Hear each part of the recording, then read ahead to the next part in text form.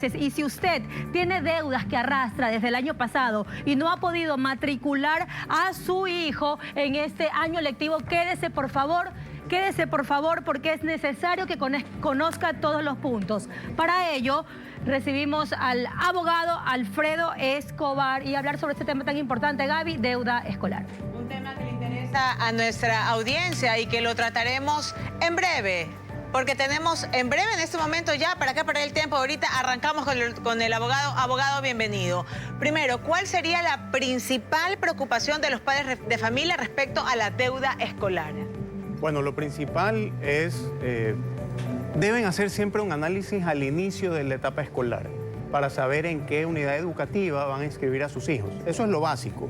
Y saber, lo primero, como estamos hablando de las deudas, es cuál va a ser el valor de las pensiones mensuales que tienen que cubrir y si está dentro de su espacio económico, ¿no? Eso es lo principal, porque si no, luego van a venir procedimientos que es lo que vamos a analizar. Abogado, de repente yo tuve un buen año económicamente hablando y yo quiero una mejor educación para mi hijo. Yo lo inscribo en una escuela o colegio que sé que puedo pagar, pero de repente me quedé sin trabajo. Y mi hijo ya ha formado su grupo de amigos, ya se adaptó a una institución. ¿Qué puedo hacer yo para evitar que sea retirado? ¿O esto se puede dar? Existen alternativas. Entre ellas se puede llegar a convenios de pago con la unidad educativa, encontrar becas tal vez, y en el peor de los casos, que es la última instancia, debe de alguna forma removerse al estudiante durante el año lectivo a otra unidad educativa con la que el padre considere que sí puede cubrir la pensión. La última instancia en estos casos es que la Dirección Distrital de Educación tenga conocimiento del tema y reubique al estudiante en una unidad educativa fiscal. Obviamente dentro de todo, como en todo, entran aspectos constitucionales que hay que tomar en cuenta y hay que analizar muy por encima de la deuda, la situación, el entorno completo del niño para ver que no exista una vulneración más allá o que no se afecten derechos constitucionales. Exacto. En estos movimientos que se vayan a realizar. Eso le quería mencionar, que la educación es un principio básico y derecho básico de nuestros hijos, pero hay una realidad, abogado, que la viven la mayoría de las madres de familia. Yo la he conocido muy de cerca. Madres que viven en el suburbio y les envían a una escuela fiscal que están al otro extremo, lejísimos, por falta de cupo. Entonces, o también por falta de pago. ¿Cuál debería ser el proceder del padre de familia conociendo sus derechos ante esta entidad educativa? Si estamos hablando ya en el campo fiscal, en el campo de la educación pública, tienen que insistir dentro de la dirección distrital donde están ubicados y obviamente probar qué tiempo tienen viviendo en la zona, qué unidad educativa está cerca, cuál es la situación de movilidad del menor o de los padres, de cómo lo van a llevar y a traer de la unidad educativa. Y la dirección distrital debe tomar en consideración todas estas circunstancias para poder inscribir en esa unidad educativa fiscal al estudiante. Cuando tengo una deuda, y le voy a ser sumamente específica, abogado, debo 3 meses en el colegio. Ya me puede, ¿qué derechos tengo yo? ¿El colegio me puede decir ya no lo debe traer más a su hijo? ¿O cómo yo puedo resolver o arreglar para que siga estudiando? A ver, aquí hay una situación que hay que tener claro. Sí. Deuda, mora y la mora legal dentro de la norma de educación. ¿Cuáles son las diferencias? La deuda se da desde el momento en que yo ya no se venció el mes, digamos, de la pensión. En ese momento yo tengo una deuda. En el momento en que ya transcurre al mes siguiente, caigo en mora de esa pensión del mes anterior. Y voy arrastrándolo porque muchas veces pasa, ¿no? Exactamente. En esos casos, el hecho de que no dejen dar examen al estudiante, no le permitan ingresar al aula de clases o tomen algún tipo de estas medidas, es una restricción que afecta el derecho constitucional de educación del menor o del niño o adolescente. Pero aquí es donde sí se da la facultad igual de que la unidad educativa, cuando pasen 3 meses de mora, puedan notificar a la dirección distrital para que la dirección distrital primero verifique que existe la mora, analice el caso ya en la parte del aspecto social del estudiante y luego de eso considere la reubicación del menor o del adolescente en una unidad educativa fiscal. O sea, siempre y cuando lo van a reubicar. Sí, pero siempre y cuando tomen en cuenta que la unidad educativa le haya dado las facilidades previas al padre o a la madre Correcto. de llegar a una facilidad de pago, a un convenio de pago o algo por el estilo. Correcto. Por las deudas no pueden impedir que el estudiante rinde exámenes, que no entre a clases o no entregarle sus documentos o sus notas para que se cambie a otra unidad educativa. Es más o menos como el pase de año. No se pueden dejar de año, pero todavía el paso para que te vayas a otro plantel educativo. Ahora, ¿qué pasa con los cobros que de alguna manera surgen de la nada? Es que me están cobrando en la escuelita porque están haciendo una minga de limpieza. Es que me están cobrando en la escuelita porque están pintando las paredes. Es que me están cobrando en la escuelita porque tienen que comprar hojas blancas o la fotocopiadora. Estos rubros ajenos o extras a lo que normalmente cobran los establecimientos educativos, ¿están dentro del marco de la ley? A ver, en los establecimientos públicos, no. La educación pública es gratuita 100%. Lo que debe ocurrir en estos casos es que si se realizan estas colectas de alguna forma por alguna necesidad de la unidad educativa, es voluntario, no puede ser una causal para que igual, de alguna forma, impidan o coarten el derecho de educación del niño. Pero ¿sabe qué es lo que pasa, abogado? Que lamentablemente en ciertos establecimientos fiscales y fiscomisionales, niño que no da, niño que le cogen tema. Entonces, ¿cuál debe ser el proceder del padre? Dirección Distrital de Educación de la zona donde está ubicada la unidad educativa. Tienen que poner la denuncia ahí y ellos son los que van a levantar un expediente y hacer la investigación de qué es lo que está ocurriendo y por qué en esta situación particular se ha de alguna forma vulnerado el derecho del niño. Yo sé que usted ya ha hablado acerca de reubicar al alumno, abogado. Sin embargo, quisiera preguntarle algo respecto a un alumno que ya va a la escuela y tiene retrasos del año pasado. ¿Le pueden negar la matrícula por esto? Sí. En el caso de unidades, siempre hablemos de deudas, es en el caso de las unidades educativas privadas. Correcto. La pública es gratuita. Correcto. Pero en el caso de la unidad educativa privada, es verdad, termina el año lectivo y puede que termine con deudas, pero luego, en el año lectivo siguiente, una de las causales para que no le otorguen una nueva matrícula es verificar que tenga deudas pendientes. Ok. Virginia tiene una consulta también. Ok. Sí. De hecho, abogado, le quería preguntar en el caso que, porque los padres siempre buscamos que nuestros hijos tengan una mejor educación y estamos atrasados, como decía Dora, tengo trabajo y de la nada ya no estoy dentro del rubro de mi empresa. ¿Es aconsejable ante esa deuda sacar una tarjeta de crédito para endeudarme más con intereses? Realmente no lo recomiendo. Es mejor siempre en estas situaciones sincerar la realidad económica, saber, como se dice vulgarmente, arroparnos hasta donde nos dé la sábana, porque esa tarjeta a la que encima le agreguemos un interés, ¿qué seguridad o qué garantía vamos a tener posterior de que vamos a poder cubrir esa deuda?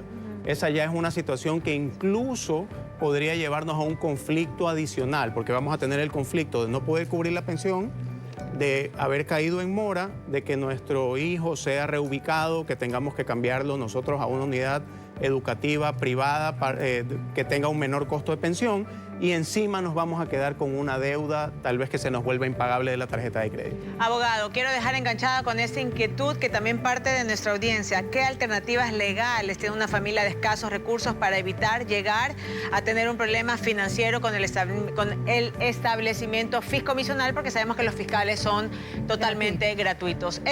Excelencia Escolar es parte de nuestro especial de retorno a clases. Es una guía completa para un año escolar sobresaliente. Le damos la bienvenida a Henry, quien vino de Exteriores y con quien se une este panel que lo estamos conversando con el abogado Alfredo Escobar. Hablábamos de ahorita en la pausa sobre una inquietud que tienen los padres de familia. Yo creo que es válida porque hay ciertos sectores que no han podido retornar a las clases. 222 establecimientos educativos por circunstancias en su infraestructura están en clases virtuales. ¿Se vale cobrar la misma pensión, abogado?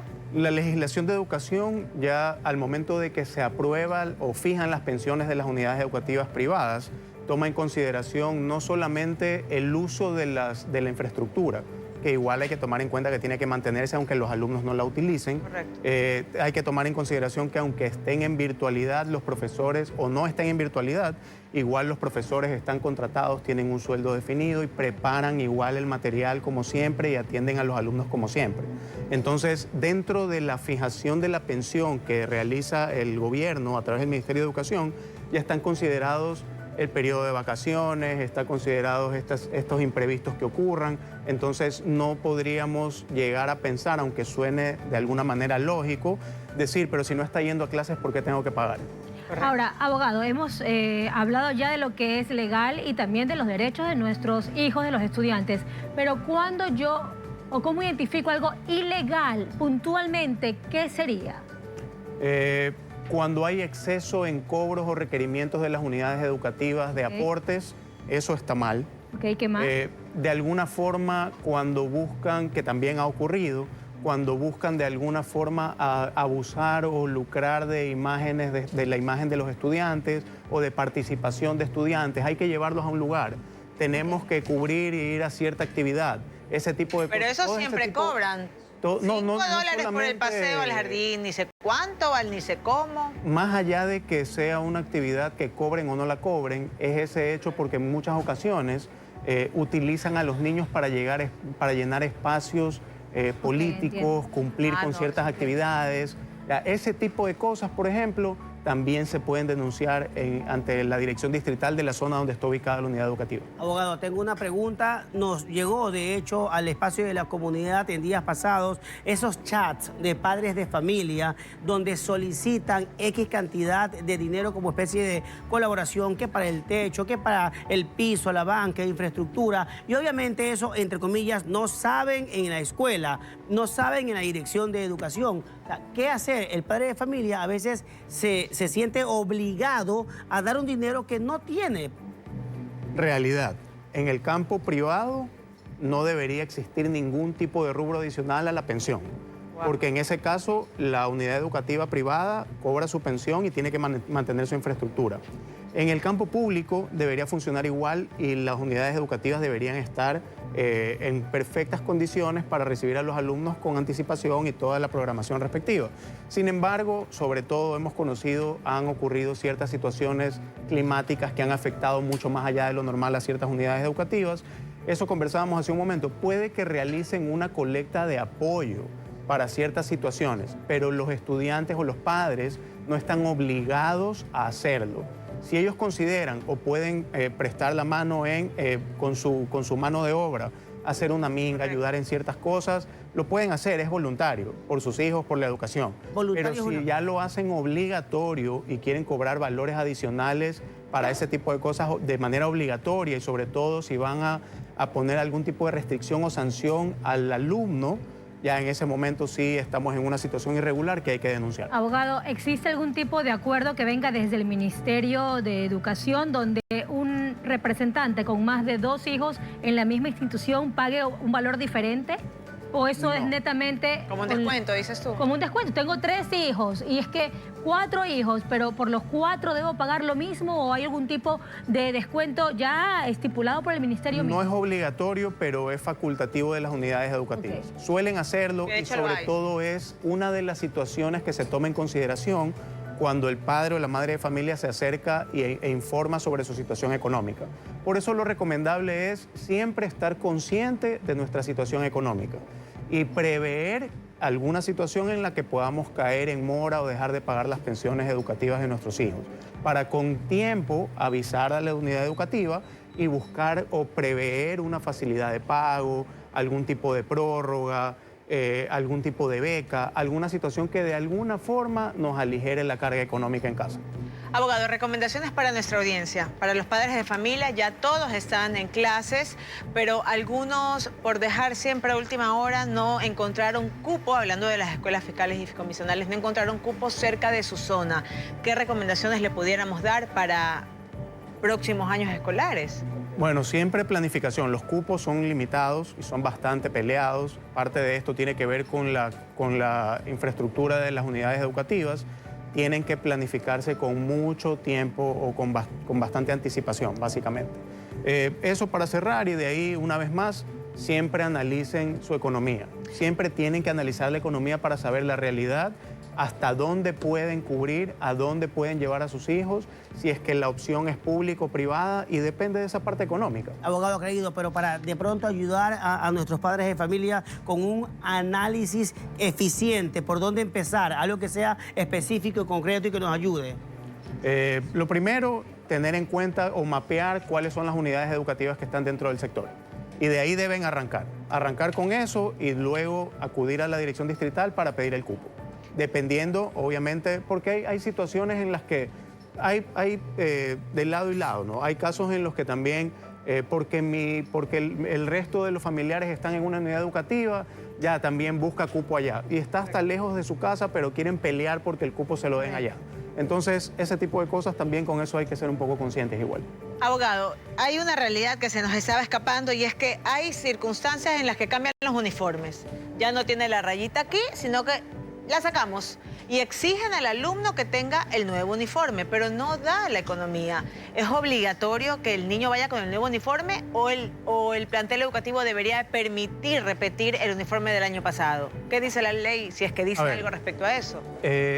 La norma lo que establece es que sí debe haber un uniforme respectivo para la unidad educativa y que se debe cumplir con el uso del uniforme. Pero ya ahí viene un tema de flexibilidad tomando en consideración la realidad económica del país, ¿no? Porque no hay una sanción de que por ningún concepto, por ningún motivo, si es que incluso el alumno no va con el uniforme, que no es lo ideal, quiero dejarlo claro, pero digamos que el alumno no tiene el uniforme y no puede ir un día con el uniforme y va con ropa, digamos, de calle, o sea, ropa... no le pueden prohibir que ingrese al aula. Eso es, de alguna forma, bloquear el derecho del acceso a la educación que está reconocido por la Constitución. Constitucionalmente, los niños, niñas y adolescentes tienen el derecho a acceder a la educación y el Estado tiene la obligación de tutelar ese derecho y darle esa educación. Parte del Código Orgánico de la Niñez. Gracias, abogado. Estuvimos conversando con el abogado Alfredo Escobar sobre parte de este seriado que hemos catalogado como prioridad en este